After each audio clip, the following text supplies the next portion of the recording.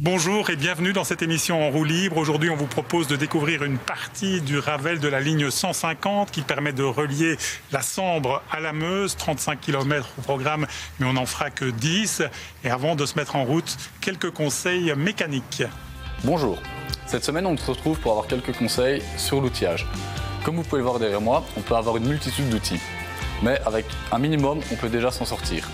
Il suffit d'avoir une clé de 15 comme celle-ci. Avec ceci, vous pouvez démonter toutes les roues normalement des vélos. En général, ils sont montés avec des boulons de 15.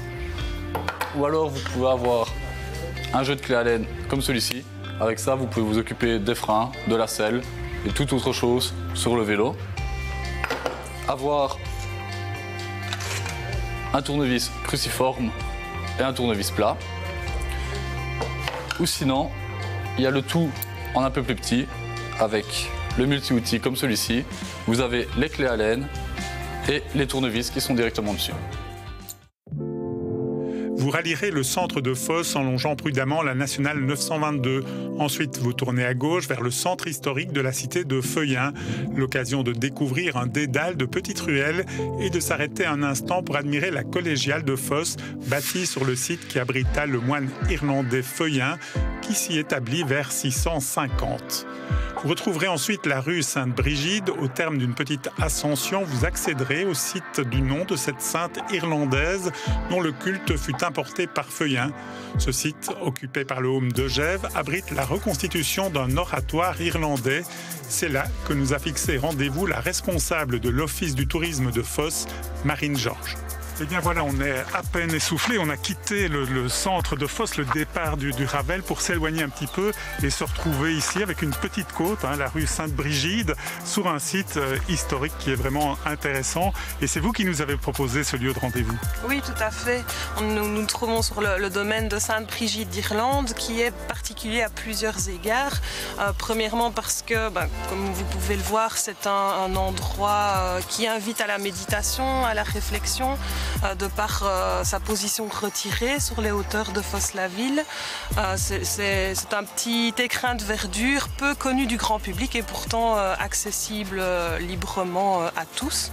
C'est un lieu historiquement chargé d'histoire. Oui, on est devant une réplique d'un oratoire irlandais. C'est vrai que Fos, l'histoire de Fos est intimement liée à l'Irlande avec son créateur Feuillin. Oui, avec son saint patron Feuillin, donc moine irlandais qui est venu au 7e siècle évangéliser le domaine de Bebrona, qu'il a reçu de Gertrude de Nivelles et qui a ramené les reliques les reliques ou le culte, on va dire, pour être plus sûr, le culte de Sainte-Brigide ici à Fos-la-Ville. Alors ici, on a reconstitué, on a fait une réplique de cet oratoire, un petit mot sur cette architecture tout à fait particulière, en pierre sèche, il n'y a pas de ciment, il n'y a pas de joint, ça a été une reconstitution vraiment sur base d'éléments historiques avérés. Oui, qui respecte vraiment les techniques de construction irlandaises du 7e siècle en pierre sèche, comme vous l'avez dit. Et alors on retrouve vraiment la coque de bateau inversée qui est vraiment caractéristique de ces techniques de construction. À quoi servait cet oratoire? Qu'est-ce qu'on y faisait à l'époque?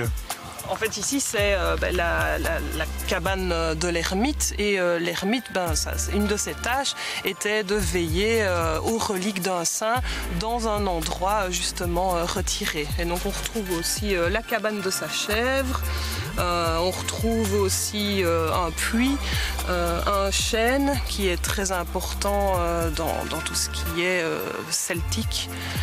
Donc voilà, c'est vraiment un endroit chargé d'histoire. Voilà, merci pour cette belle proposition, cette belle découverte de ce lieu magnifique. On va à présent reprendre notre vélo, retraverser le centre de Fos et puis retrouver le Ravel au départ de l'ancienne gare. Après cette petite pause hors du temps, vous repartirez dans le dédale des ruelles fossoises pour rejoindre le Ravel. Pas de crainte, le trajet est plutôt bien fléché. L'ascension de la rue des Combattants sera votre deuxième effort du jour.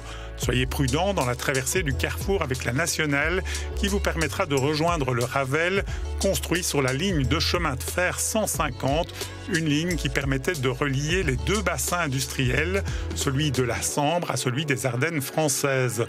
Le premier tronçon entre Tamines et Métais fut ouvert en 1879. En 1890, la ligne est prolongée vers Anhé pour rejoindre la Meuse.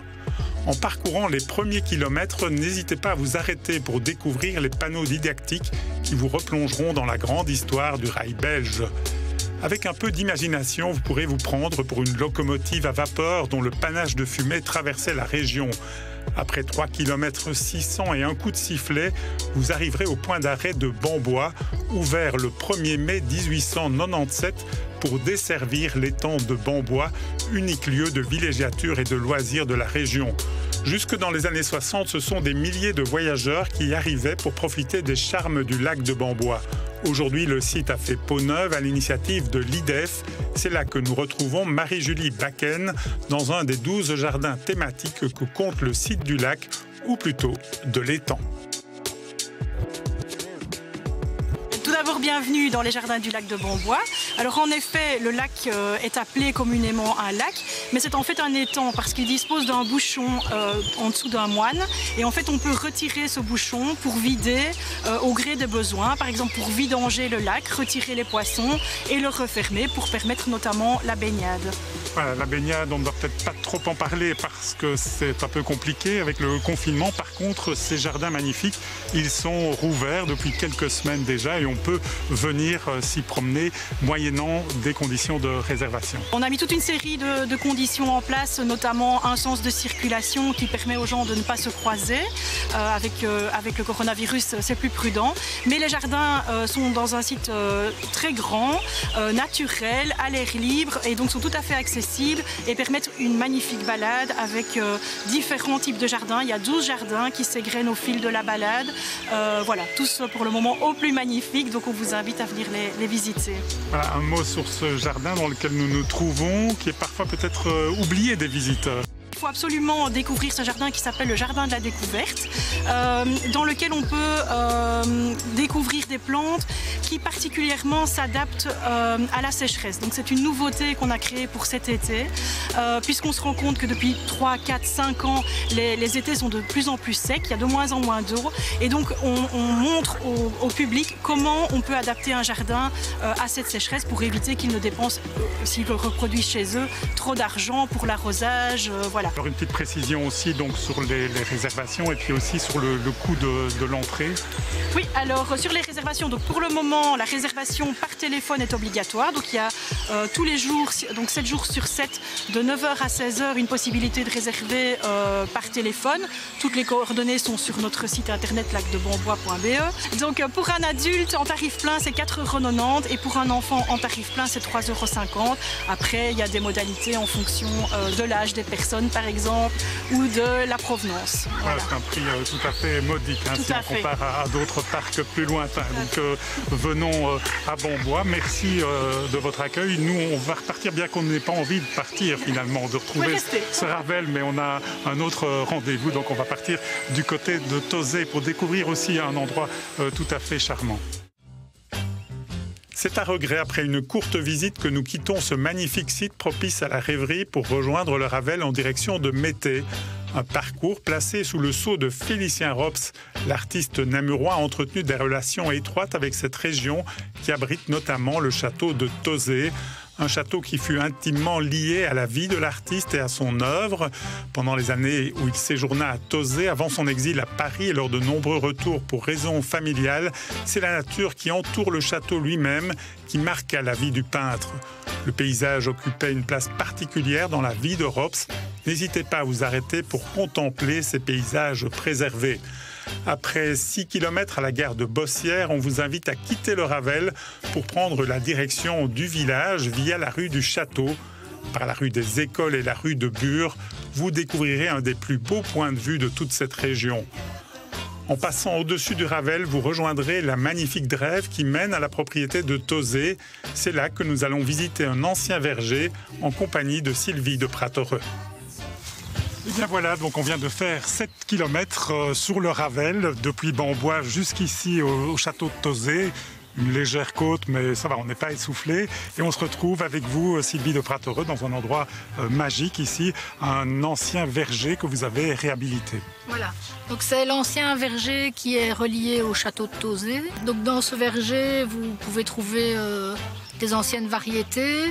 Et l'idée, c'est de les entretenir, enfin de garder ces vieux arbres le plus longtemps possible, tout en renouvelant tout doucement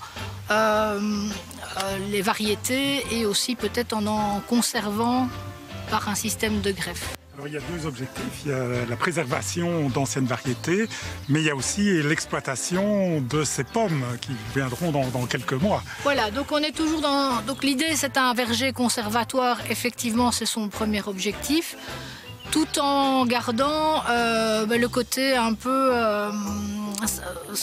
agréable du lieu et de pouvoir produire du jus de pomme de Tauzé qui complète le clin d'œil et qui permet aux bénévoles de venir travailler, de venir collecter les pommes.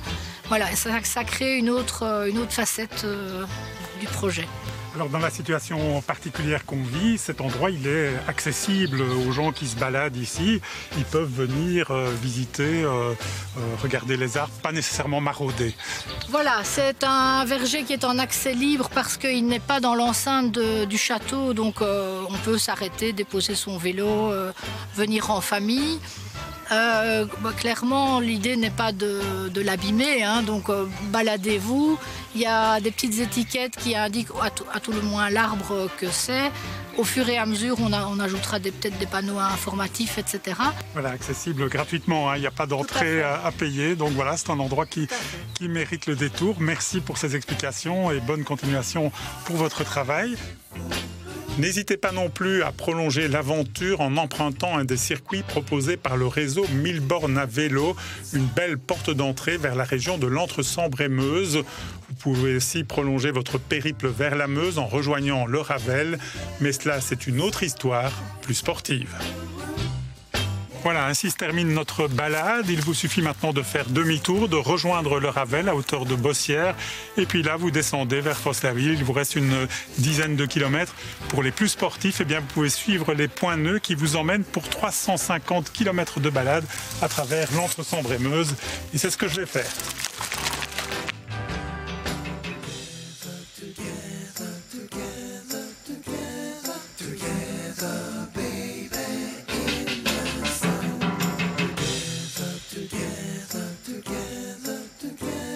Together